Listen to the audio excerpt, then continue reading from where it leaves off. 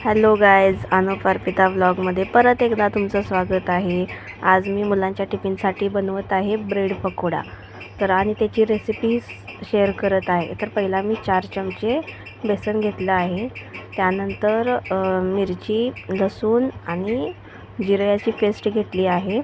त्यानंतर थोडा कढीपत्ता, थोडी कोथिंबीर आणि भरपूर असा कांदा घातलेला आहे मी।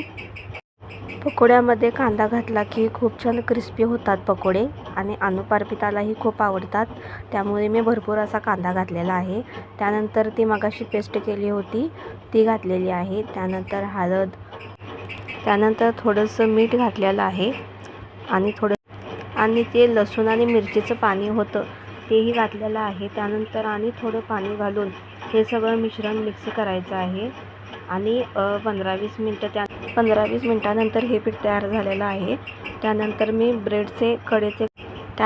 ब्रेडचे कडेचे काठ काढून घेतले आणि असे कट करून घेतलेले आहेत।